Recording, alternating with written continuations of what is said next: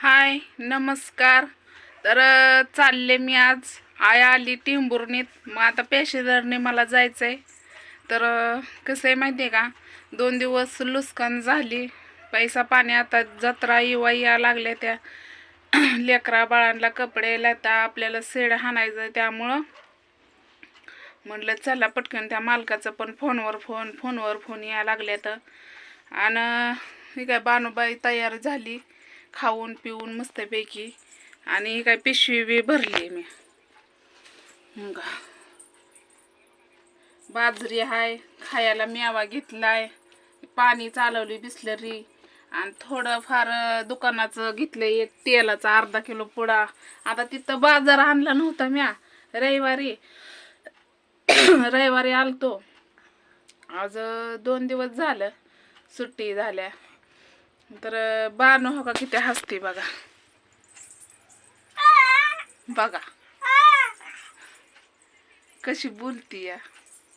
तिला मना येई नाही मम्मी जाऊ नको. तो का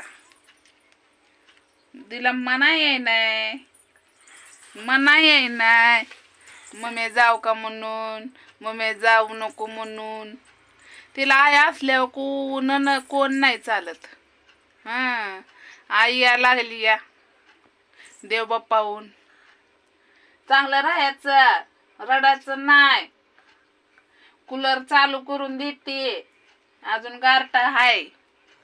आता परत आली ना ते कूलरच गाडीवर टाकून न्यावं लागन. आता इथं तर ती काय इथं येणारा ती माणूस तर काय फोन बी उचला नाही आणि ये नाही. पण चांगलं राहा बानो. ए पोले. आणि चावली मला काल बानो हाताला, दातच बुडवला. लय कारी दात आहे बानूचं. तर चांगलं राहायचं, रडायचं नाही, खायचं प्यायचं. आईला त्रास द्यायचा नाही. तर बानू ऐकती कशी बघितलं का. तर आता वाजले त्या 10. गाडी ती 11 11:30ला. मग आता चालत जावं लागतंय, उशीर लागतंय. आमच्या इथं स्टेशन लांब आहे. तर खायला घेते एखादी भाकर बांधून. आता काय सकाळनं तर खाऊ वाटायचं नाही. गेल्या गेल्या फड आहेत 3 4 5 फड खाली आहेत. आता बारकी बंद झाली. बारकी फड मारायच्या 2 आहेत त्या खाली.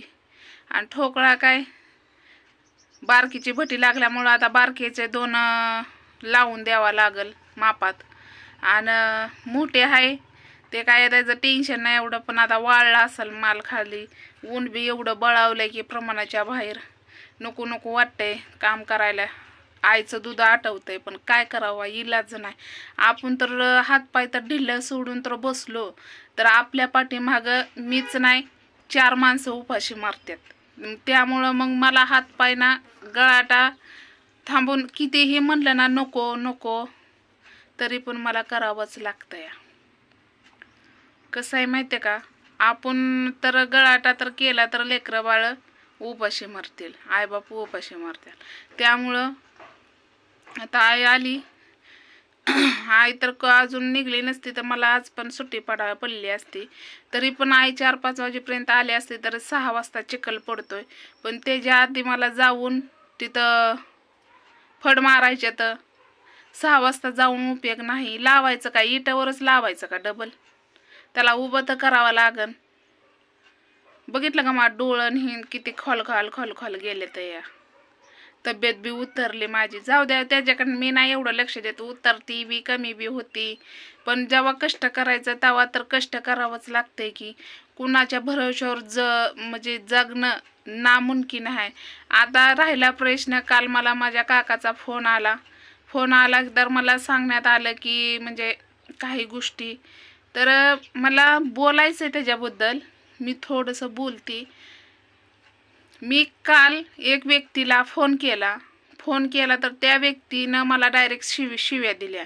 म्हणजे मी त्याला चांगलं सांगत होती की बाबा धळभद्र्या, तुझी मी नी काय लागले ती तू दुसऱ्याच्यात कामाला जातो, तुला पैसे मला लेकरा बाळांना काय देतोच का नाही.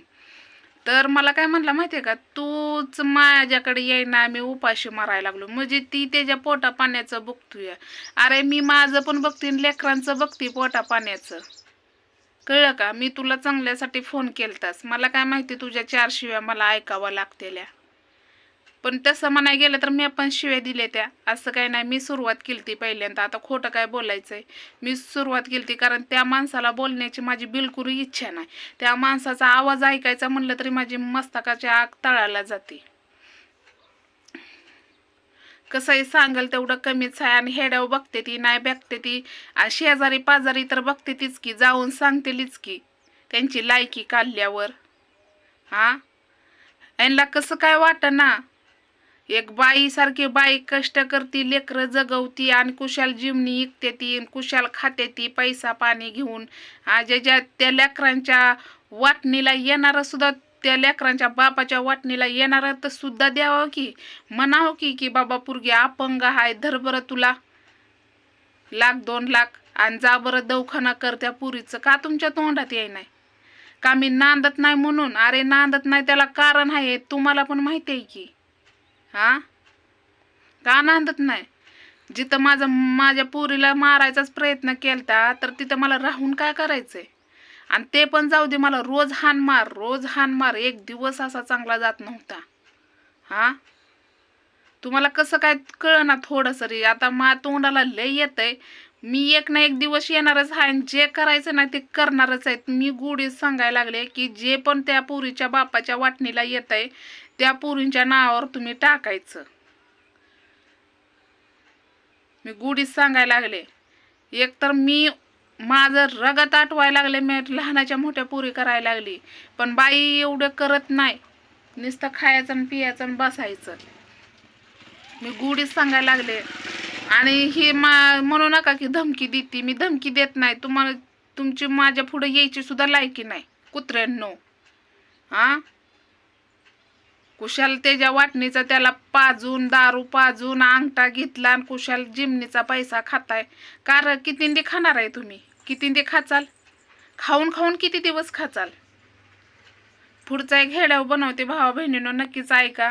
कसं आहे, माझं काही चुकत असेल तर तसं मला सांगा.